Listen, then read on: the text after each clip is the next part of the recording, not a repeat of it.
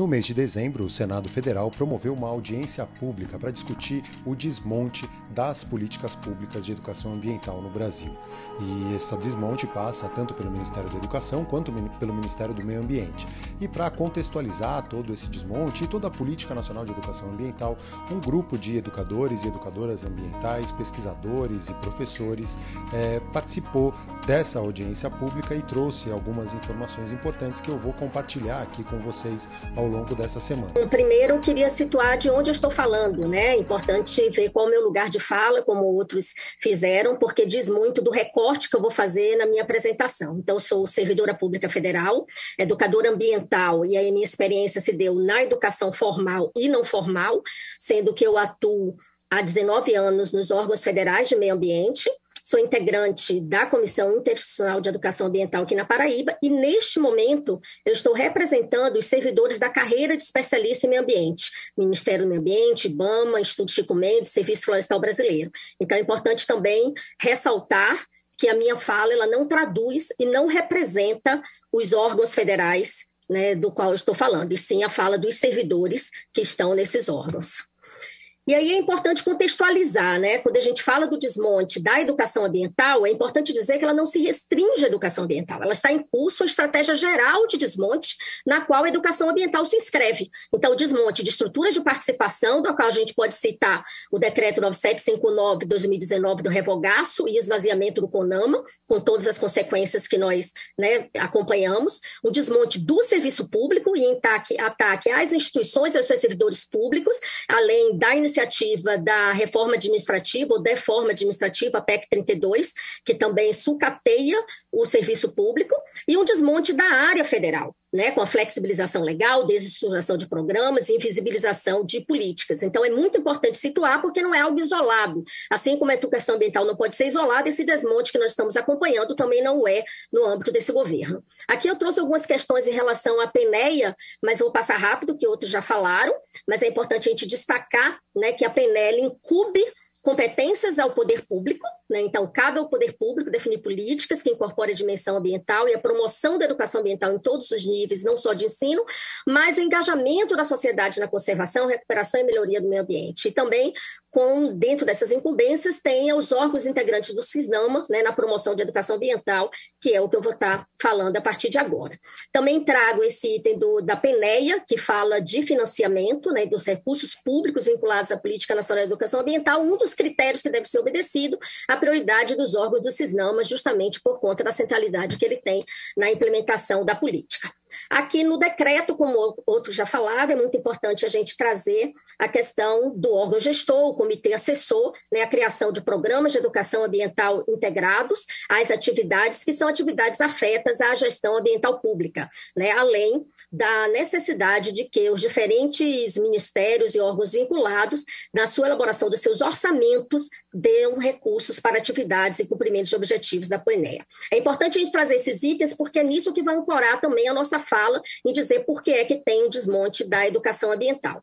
E aqui eu falo um pouquinho também dessa educação ambiental, para ver que é uma questão legal que está na PNEA e que se materializa muito nos órgãos da gestão pública. Então, a gente tem uma educação ambiental em que tem a gestão ambiental pública como espaço pedagógico e voltada aos sujeitos em situação de vulnerabilidade socioambiental, que são afetados pelas práticas de gestão.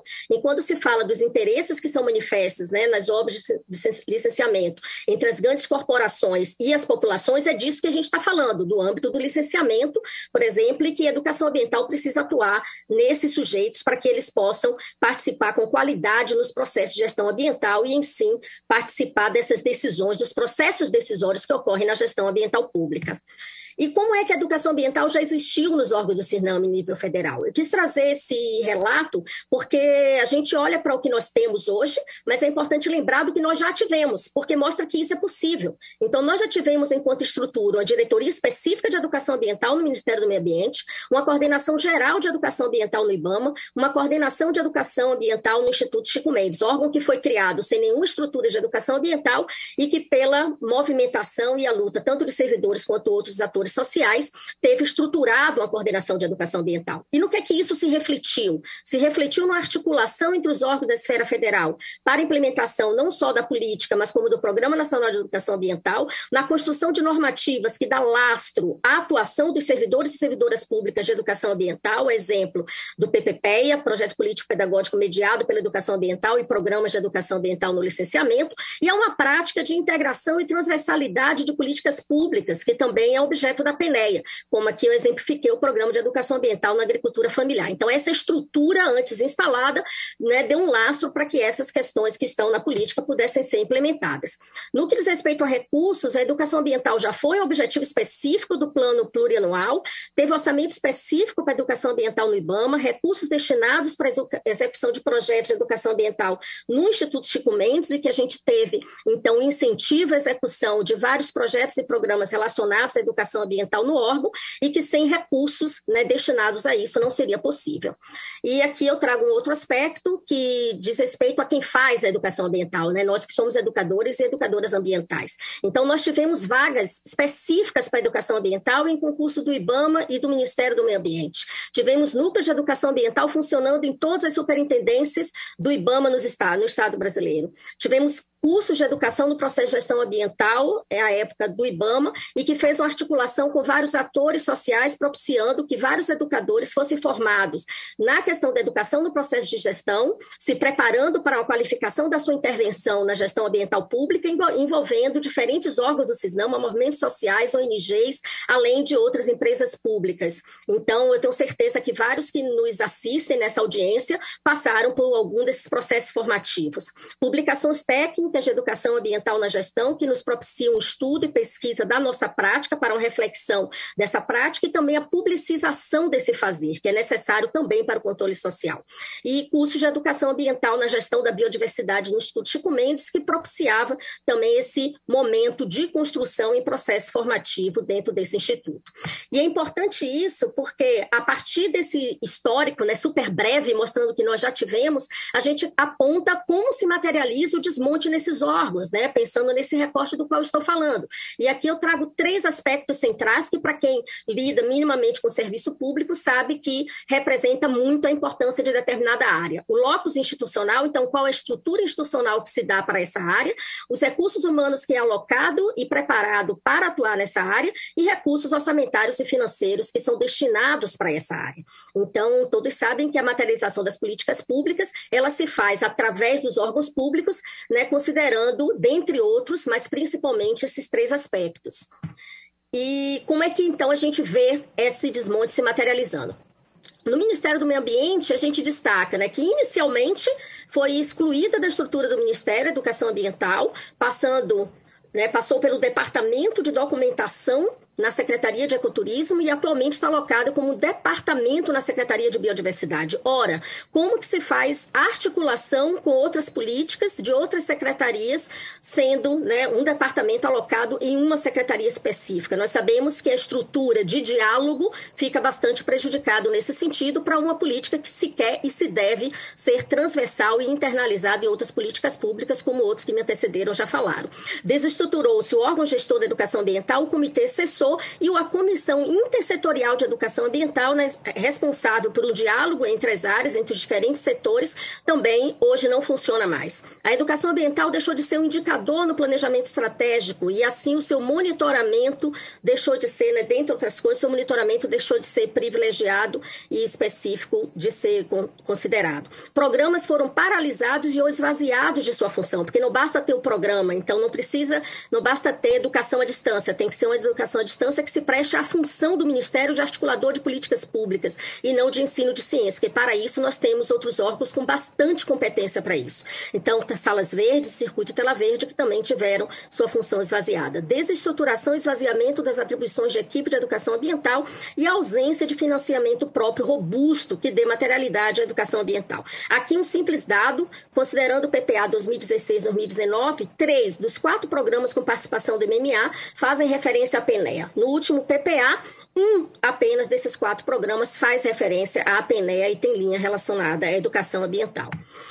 Agora, um olhar para o IBAMA, né? Atualmente, a educação ambiental está reduzida a um setor dentro do Centro Nacional de Monitoramento e Informação Ambiental, que antes já foi uma Coordenação Geral de Educação Ambiental, a ausência de espaços de alinhamento técnico consistente, a articulação realizada por um comitê sem poder decisório e poucos NES estruturados nas superintendências, né? Além de não ter equipe técnica exclusiva de educação ambiental nas SUPs, que são reduzidos a pontos focais. No Instituto Chico Mendes não é diferente, não há locus específico, a estrutura institucional é insuficiente, e há uma instabilidade e descontinuidade institucional e chefia sem conhecimento técnico, além de não ter recurso orçamentário para essas ações de educação ambiental ou processos formativos. Mas é importante também dizer que a educação ambiental resiste na gestão ambiental pública em diferentes áreas, como estão aqui, e ela resiste por quê? Resiste pelo esforço de educadores e educadoras formados ao longo dos anos, das políticas públicas que ainda vigoram e que nos dão lastro, e porque conta com apoio e demanda dos grupos sociais, comunidades tradicionais, sujeitas e sujeitos dessa nossa ação educativa. E por isso é importante, eu queria já indo finalizando, chamando a atenção dos senhores e senhoras que estão aqui acompanhando, do que nós achamos que é necessário garantir para a reconstrução, porque a reconstrução é necessária. Então, políticas públicas formuladas, órgãos públicos do CISNAMA fortalecidos e com locos adequados para a educação ambiental, o fortalecimento do quadro de educadores ambientais nesses órgãos, com concurso público que preveja essa temática, programas de formação de educadores para gato e recursos destinados para a educação ambiental, com destaque orçamentário e forma de financiamento. E sabendo que nós vamos, né, prevendo para o ano que vem a construção do PPA, isso é muito importante que fique visto. E por que é importante reconstruir, eu só vou finalizar mostrando aqui os sujeitos dessa ação, porque não é por nós que estamos falando que é importante, e sim para que essas pessoas, para que esses processos continuem surgindo e tendo com esses sujeitos que estão, né, no espaço público, podendo ter a sua ação qualificada para a participação nas ações de gestão ambiental. Então, é disso que nós estamos falando. A educação ambiental na gestão ambiental pública, né, que tem sido sofrido desse desmonte da educação pública de uma forma geral, de educação ambiental, ela fala com essas pessoas, ela fala para que essas pessoas tenham fala. E eu gostaria de pedir a tolerância de mais um minutinho, só para terminar com a fala de um pescador artesanal de Araruama, no Rio de Janeiro, que eu acho que precisa ter voz aqui também. Então, ele disse numa assembleia que foi propiciada pelo Programa de Educação Ambiental voltado ao licenciamento ambiental. Nunca pensei em ir numa LERJ, Assembleia Legislativa do Estado do Rio de Janeiro, falar e colocar meus problemas. O pé observação me deu essa oportunidade de mostrar, de fato, o que está acontecendo. E isso, para mim, é um ganho. A finalidade maior é trazer benefício para o pescador, conhecimento. Não o benefício material, palpável, mas a relação de conhecimento de como o pescador deve proceder, como o pescador deve buscar os seus direitos. Então, só com serviço público de qualidade, com órgãos ambientais estruturados e recursos para a educação ambiental, a gente consegue cumprir a nossa missão legal, que é a educação ambiental que está na Política Nacional de Educação Ambiental. Muito obrigada e desculpe o avanço no horário. E aí, o que achou desse vídeo? Coloca aí nos comentários. Se você ainda não fez e quiser, claro, se inscreve no canal, clica no joinha, considere a possibilidade de se tornar membro e apoiar a produção de conteúdo aqui na Cumulus TV, tanto na parte de membros aqui no YouTube ou pelo apoia.se/Verdemar, que é o projeto Verdemar, o projeto socioambiental que a gente toca aqui junto com a Cumulus TV. E, claro, segue a gente lá nas redes sociais em @CumulusTV. Valeu, pessoal. Até a próxima.